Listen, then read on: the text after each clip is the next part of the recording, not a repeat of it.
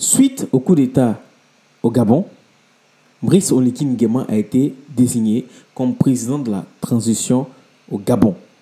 Et juste après son élection en tant que président ou la désignation en tant que président de la transition du Gabon, il a tout de suite haussé le ton et il a pris ses marques.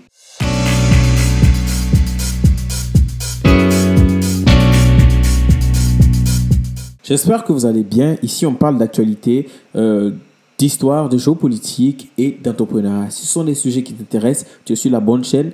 Active la cloche de notification et abonne-toi surtout et partage autour de toi, partout, afin que nous soyons plusieurs à s'abonner sur cette chaîne et à s'édifier ensemble. Désormais, nous connaissons tous le président de transition du Gabon, Brice Oligui Nguema. Alors, suite à sa nomination en tant que président de la transition du Gabon, il a réuni des élus, des chefs d'entreprise déjà dans un premier temps, afin de présenter sa feuille de route. Regardons cette vidéo. Faut-il y voir une volonté d'asseoir sa légitimité ou de faire taire une partie de l'opposition qui qualifie son putsch de révolution de palais? En tout cas, depuis 2 jours, Brice Oligui Nguema multiplie les rencontres. Et pour sa première prise de parole officielle depuis le coup d'État, le ton employé par le général s'est voulu parfois menaçant, comme ici devant les chefs d'entreprise gabonaises. Je suis navré de vous le signifier. Il est difficile de percevoir au stade actuel votre engagement et votre patriotisme. Une situation qui, pour moi, ne saurait perdurer. Promettant des enquêtes ciblées, Brice Oligui Nguema a sommé les chefs d'entreprise de changer de paradigme et d'arrêter la pratique répandue de la surfacturation dans les contrats avec l'État ou le secteur public. Comme joignant le geste à la parole, les journaux de la télévision d'État diffusaient en boucle ces images montrant l'un des fils du président déchu, Nourdine Bongo Valentin, ici à gauche, devant des valises et des sacs remplis de milliards de francs CFA. Des fonds sur lesquels compte le général à la tête de la transition pour relever le pays et sortir les Gabonais de la pauvreté, comme il l'a expliqué lors de cet échange avec les chefs religieux. À l'heure actuelle où nous parlons, il y a 7,2 milliards qui ont été déjà saisis. Nous allons ouvrir un compte séquestre. Et sur ce compte, on va regarder ce qu'il faut faire. On n'est pas venu ici pour gagner quoi que ce soit. On est venu pour essayer de redresser au maximum ce qu'on peut faire pour les Gabonais.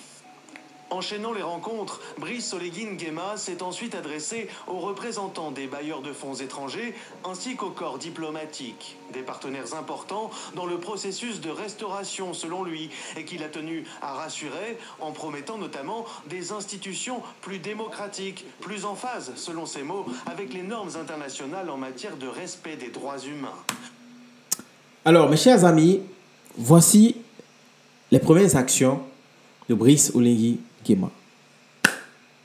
Alors, il a réuni les acteurs, les opérateurs économiques, les chefs d'entreprise pour leur lancer un avertissement.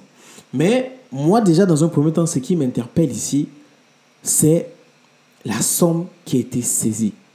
7 milliards de francs CFA. C'est énorme. C'est énorme. Les 7 milliards ont été retrouvés dans des valises, dans des malles de ces dignitaires. Et vous avez vu le fils d'Ali Bongo, Nourdine Bongo, et son chef de cabinet qui ont été attrapés, qui ont été arrêtés. Et lorsqu'on a fouillé le cabinet, il y a eu 4 milliards. C'est-à-dire qu'à eux seuls, sur les 7 milliards, ils ont plus de la moitié. Et qu'est-ce qu'on va nous dire? Est-ce que cet argent qui est en espèces, est-ce que c'est l'argent de la famille Bongo ou c'est l'argent de l'État gabonais ou c'est l'argent du peuple gabonais qui se retrouve là-bas? Donc, suite à cette réunion où il a rassemblé différents corps, et principalement les entrepreneurs et les opérateurs économiques, le président dit qu'il y aura des enquêtes ciblées. Et quand on parle d'enquêtes ciblées, c'est-à-dire qu'ils feront des enquêtes spécialement sur certains individus ou sur certaines institutions de l'État ou sur certaines entreprises qui peut-être pratiquaient de la fraude ou pratiquaient du vol dans les caisses de l'État. Donc ça, c'est normal. Il faudrait, parce que nous tous on sait, et ils savent tous au Gabon qu'il y a beaucoup de gens qui sont malhonnêtes. Il y a beaucoup de gens qui sont dans qui pillent les ressources du pays et qui pillent et qui piochent dans les caisses de l'État. Et ils savent qu'il y a une forte gabegie financière au sein de l'État, au sein du gouvernement.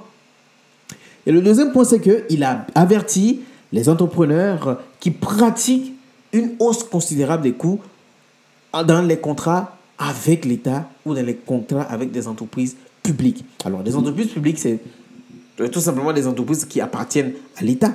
Donc, sachant très bien qu'il y a des entreprises qui ont des contrats avec l'État gabonais, pratiquent du surcoût pour gagner plus. Tout simplement parce que peut-être qu'ils se disent que l'État gabonais a de l'argent, donc c'est de l'État gabonais. De toute façon, il n'y a personne qui viendra demander des comptes. Donc, ils pratiquent des prix à la hausse. Ils font du surcoût pour gagner plus. Après enquête, qui on découvre que ces entreprises-là font du surcoût seront tout simplement arrêtés. Il y aura des sanctions qui vont tomber. Et comme je vous avais dit, tout simplement, on a vu l'arrestation du fils d'Ali Bongo. Ça a été un choc pour tout le monde. Ça a été, mais vraiment, c'est incroyable ce qu'on voit. Et ça, c'est ce qu'on nous a fait voir. Mais est-ce qu'on peut imaginer que si cette somme d'argent se retrouve dans le cabinet, combien nous pouvons retrouver dans leurs différentes cachettes? Est-ce qu'ils ont seulement qu'un seul endroit avec toutes ces maisons qu'ils ont? Peut-être que si on vient en France, sur Paris, ici, fouiller dans ces hôtels, dans ces propriétés, peut-être qu'on retrouvera aussi des malles et des caisses d'argent. Pendant ce temps, les Gabonais, certains Gabonais cherchent juste à avoir de l'eau. Certains Gabonais cherchent juste à avoir un toit sous lequel dormir. Certains Gabonais cherchent juste de quoi se nourrir. Pendant ce temps, on retrouve en espèces 7 milliards de francs CFA. 7 milliards de francs CFA. C'est incroyable. Et comment on peut justifier cela? Est-ce que cet argent, ils l'ont gagné honnêtement? Comme dans une vidéo sur laquelle, dans une vidéo de 2009 où Ali Bongo a été interviewé par notre grand frère, notre papa Alain Foka, qui lui posait la question de savoir un fils de président, comment il gagne honnêtement sa vie. Il a dit qu'en faisant des affaires. Quelle affaire? 7 milliards. Là, c'est son fils. Et lui-même Bongo. Et Pascaline. Et tous ses fils Bongo et tous ses enfants, c'est Bongo dans le Gabon. Et si on veut regarder, on va nettement dépasser les 7 milliards. Et pendant ce temps, le peuple souffre. Les gens n'ont même pas de quoi se nourrir, n'ont même pas de quoi nourrir leur famille. C'est une honte. C'est déplorable cela. Et ensuite, a aussi lancé un avertissement à tous les bailleurs de fonds qui viennent au Gabon pour investir et qui pensent qu'ils peuvent faire n'importe quoi au Gabon. Donc tout ça, il a dit. Donc il leur a donné la feuille de route. Et il a aussi dit que tous ceux qui ont prévu, qui avaient des projets de construction, d'infrastructures, de routes ou quoi que ce soit, s'ils ne le font pas, ils ne le terminent pas, ils seront emprisonnés. Alors là, nous pouvons dire que il est arrivé au pouvoir, en tout cas, il fait, je ne veux pas dire il fait, mais il mène des actions que beaucoup de gens attendaient.